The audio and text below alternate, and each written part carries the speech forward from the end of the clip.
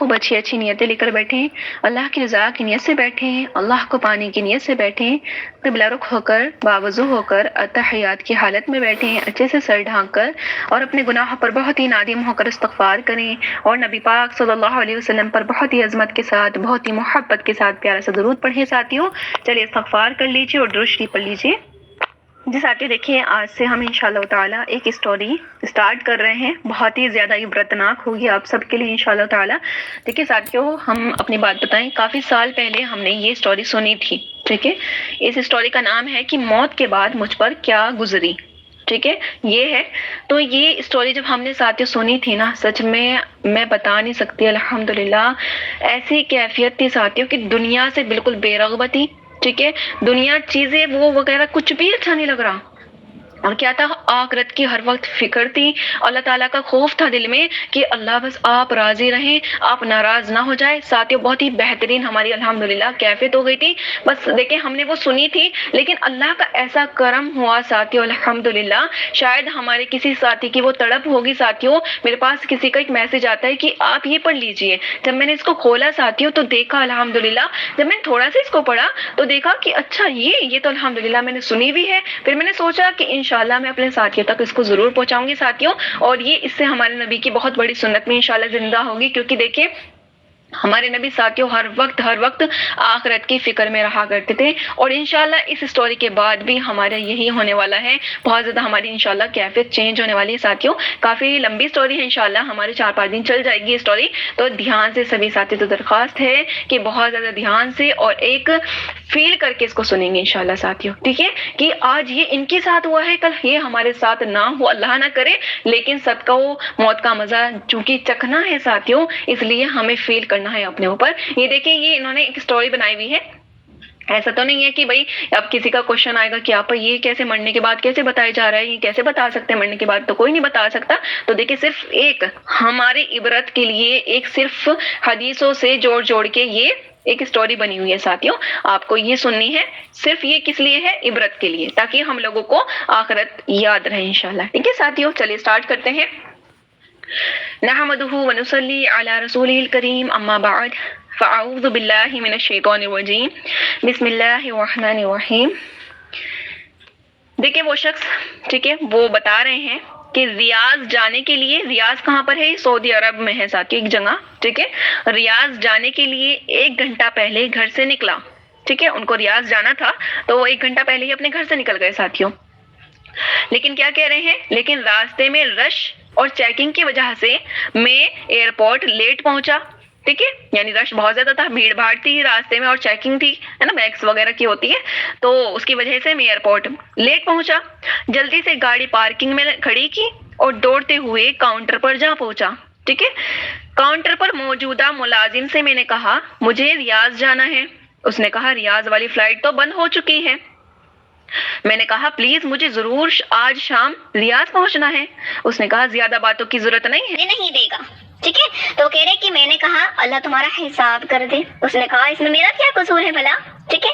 چلیں، بہرحال میں ایئرپورٹ سے باہر نکلا، حیران تھا کہ کیا کروں، ریاض جانے کا پروگرام کینسل کر دوں یا اپنی گاڑی اسٹارٹ کر کے روانہ ہو جاؤ اپنے گھر کو، ٹھیک ہے۔ ابھی کشمکش میں ہے ساتھیوں، یہ کہہ رہے ہیں کہ یا ٹیکسی میں چلا جاؤں، ٹھیک ہے۔ بہرحال ٹیکسی میں جانے والی بات پر اتفاق کیا۔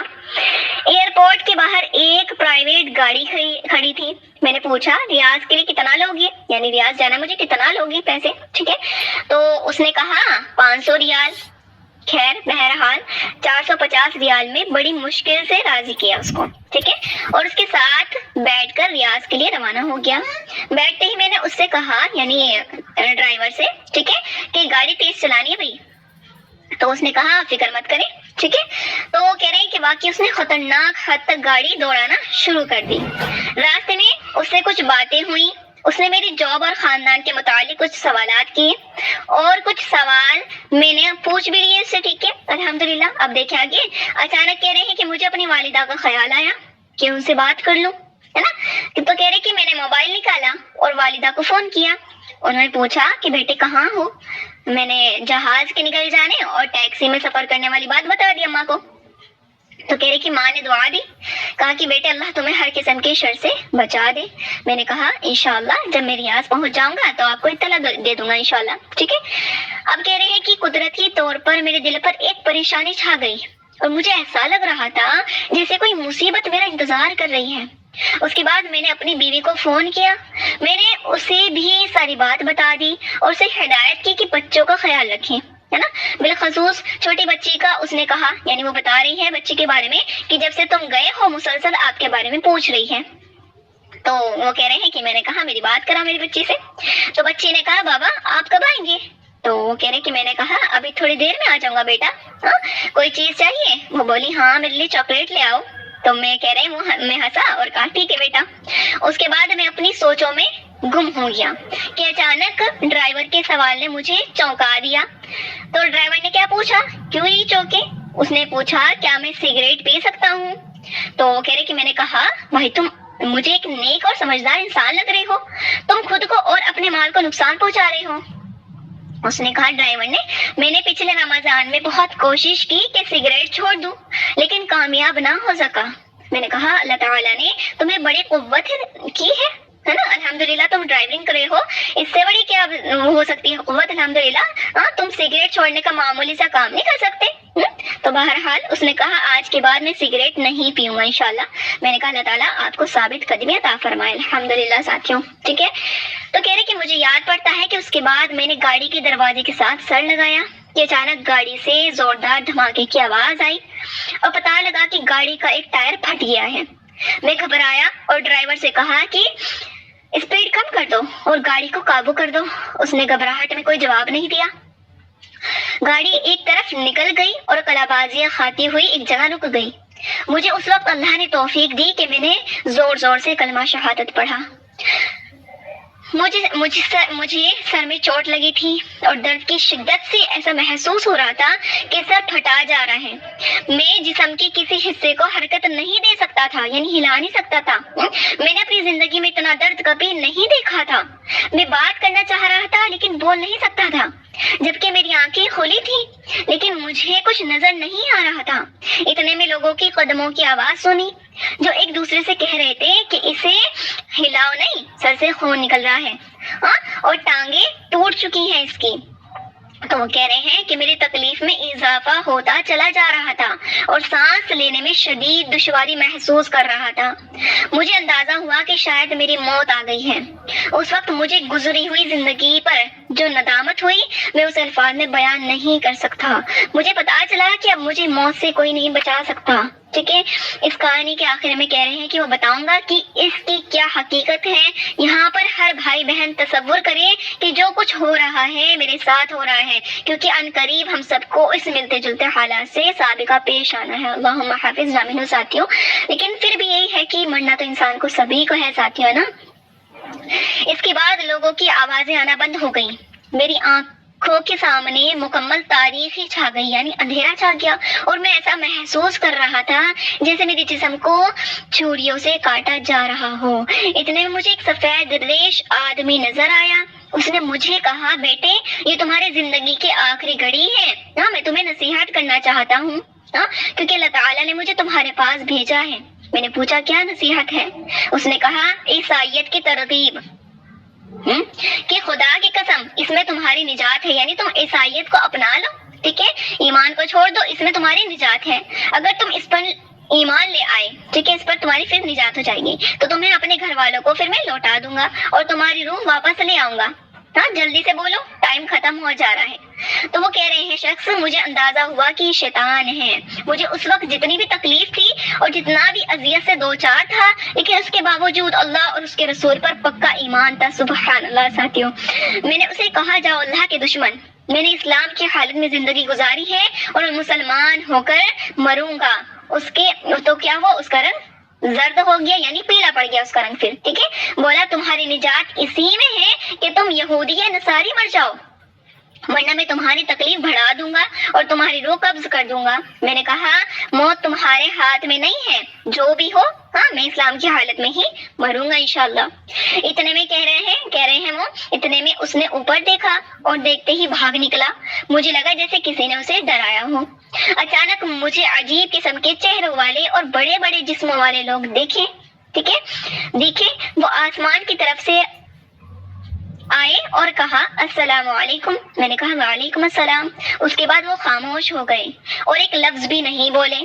ان کے پاس کفن تھے. مجھے اندازہ ہوا کہ میری زندگی ختم ہو گئی.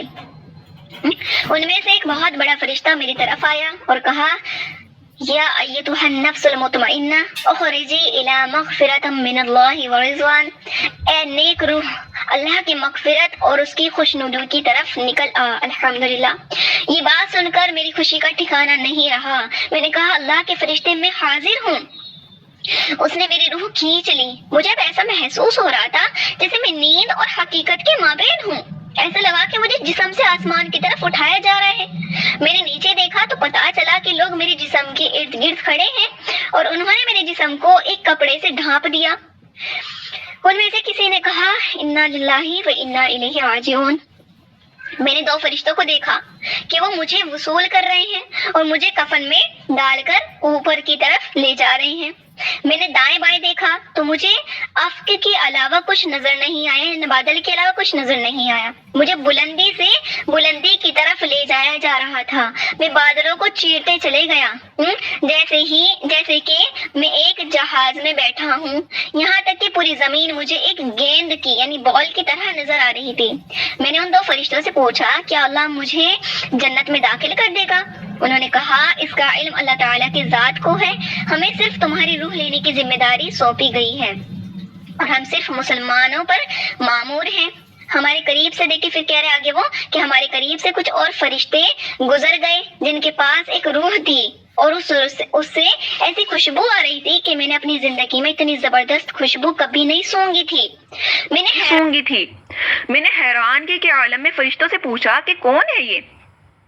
تو آگے کہہ رہے کہ اگر مجھے معلوم نہ ہوتا کہ اللہ کے رسول صلی اللہ علیہ وسلم دنیا سے رحلت کر گئے تو میں کہتا کہ یہ ان کی روح ہوگی. یعنی اتنی زیادہ خوشبودار ہے ساتھیوں. الحمدللہ. یہ تو ان کو یہ تھا کہ اللہ کے نبی نہیں ہے، ہاں تو پھر کس کی ہے؟ انہوں نے کہا کہ یہ ایک فلسطینی کی روح ہے. سبحان اللہ. جسے یہودی جبکہ وہ اپنے دین اور وطن کی مدافعت کر رہا تھا. اس کا نام ابو العبد ہے. میں نے کہا کاش میں شہید ہو کر مرتا. الحمدللہ. اس کے بعد کچھ اور فرشتے ہمارے قریب سے گزرے اور ان کے پاس ایک روح تھی جس سے سخت بدبو آ رہی تھی. میں نے پوچھا کہ کون ہے؟ انہوں نے کہا یہ بت اور گائے کو پوجنے والا ایک ہندو ہے جسے تھوڑی دیر پہلے اللہ تعالیٰ نے اپنے عذاب سے ہلاک کر دیا. میں نے شکر کیا کہ شکر ہے میں کم از کم مسلمان مرا ہوں. میں نے کہا میں نے آخرت کی سفر کے حوالے سے بہت پڑھا ہے لیکن یہ جو کچھ ہو رہا ہے نا میں نے کبھی اس کا تصور نہیں کیا تھا. انہوں نے کہا شکر کرو مسلمان مرے ہو لیکن ابھی تمہارے سامنے سفر بہت لمبا ہے اور بے شمار مراحل ہے. اللہ اکبر ساتھیو. اللہم احفظنا منہم. اس کے بعد ہم فرشتوں کی ایک بڑے گروہ کے پاس سے گزرے اور ہم نے انہیں سلام کیا. انہوں نے پوچھا یہ کون ہے؟ میرے ساتھ والے دو فرشتوں نے جواب دیا کہ ایک مسلمان ہے جو تھوڑی دیر پہلے حادثے کا شکار ہو گیا اور اللہ نے ہمیں اس کی روح قبض کرنے کا حکم دیا. تو انہوں نے کہا مسلمانوں کے لیے بشارت ہے کیونکہ یہ اچھے لوگ ہیں. سبحان اللہ. ساتھیوں میں نے فرشتوں سے پوچھا یہ کون ہے؟ انہوں نے کہا یہ وہ فرشتے ہیں جو آسمان کی حفاظت کرتے ہیں اور یہاں سے شیطانوں پر شہاب پھینکتے رہتے ہیں. میں نے کہا یہ تو اللہ تعالیٰ کی بہت عظیم مخلوق ہے. انہوں نے کہا ان سے بھی زیادہ عظیم فرشتے ہیں یہاں پر. میں نے پوچھا کون ہے؟ وہ بولے جبرائیل علیہ السلام اور عرش کو اٹھانے والے فرشتے. اور یہ سب مخلوق ایسی ہیں کہ اللہ تعالیٰ کی حکم کی فرما برداری کرتے ہیں. یعنی وہ اللہ کے دیے ہوئے کسی حکم کی نافرمانی نہیں کرتے اور جو حکم ان کو دیا جاتا ہے اسے بجا لاتے ہیں. اس کے بعد کہہ رہے ہیں کہ ہم مزید اوپر چڑھتے چلے گئے یہاں تک کہ آسمانی دنیا پر پہنچ گئے. میں اس وقت ایک خوف اور قرب کے عالم میں تھا کہ نہ معلوم آگے کیا ہوگا. میں نے آسمان کو بہت بڑا پایا اور اس کے اندر دروازے تھے جو بند تھے اور ان دروازوں پر فرشتے تھے جن کے جسم بہت بڑے تھے. تو فرشتوں نے کہا السلام علیکم ورحمۃ اللہ اور ان کے ساتھ میں نے بھی یہی الفاظ دہرائے. دوسرے فرشتوں نے جواباً کہا وعلیکم السلام ورحمۃ اللہ وبرکاتہ اور انہوں نے کہا رحمت کے فرشتوں ضرور یہ مسلمان ہی ہوگا. میرے ساتھ والے فرشتوں نے کہا ہاں یہ مسلمان ہے. انہوں نے کہا تم اندر آ سکتے ہو کیونکہ آسمان کے دروازے صرف مسلمانوں کے لیے کھلتے ہیں. کافروں کے بارے میں اللہ تعالیٰ کا حکم ہے کہ کافروں کے لیے آسمان کے دروازے نہیں کھلیں گے. اللہ اکبر. ساتھیوں یہاں سے ہمیں سبق یہ ملا ہے کہ اللہ تعالیٰ سے بالکل مانگے کہ اللہ تعالیٰ ایمان والی موت عطا فرمائے. ساتھیوں بہت زیادہ ضروری چیز ہے، اور مرتے وقت کلمہ نصیب ہو اور اللہ تعالیٰ شیطان کی شر سے ہمیں بچائے. نہیں تو دیکھیے الحمدللہ انہوں نے تو اللہ اور رسول کی اللہ کے حکم اور رسول کی نبی کریم صلی اللہ علیہ وسلم کی سنتوں پر چلے ہیں، تبھی جا کر یہ الحمدللہ شیطان کی باتوں میں نہیں آئے. ساتھیوں ہم تو بہت کمزور ایمان والے ہیں، نہ سنتوں کو فالو کرنے والے ہیں. ساتھیوں ہمارا کیا ہوگا؟ بس اللہ تعالیٰ سے بہت زیادہ مانگے کہ اللہ تعالیٰ آپ کے حکم پر چلنے والا بنا دے اور نبی کی اتباع کرنے والا بنا دے، تاکہ اینڈ ٹائم پر یہ شیطان ہمارا کچھ بھی بگاڑ نہیں پائے. ساتھیوں بہت سارے سبق الحمدللہ آگے بہت سارے سبق ہے، بہت زیادہ عبرت ہونے والے ہیں انشاءاللہ تعالیٰ. سبھی ساتھیوں سے بہت زیادہ درخواست ہے کہ اس سیریز کو بالکل مس نہیں کیجیے گا ساتھیوں، ٹھیک ہے؟ جزاک اللہ خیرا کثیرا.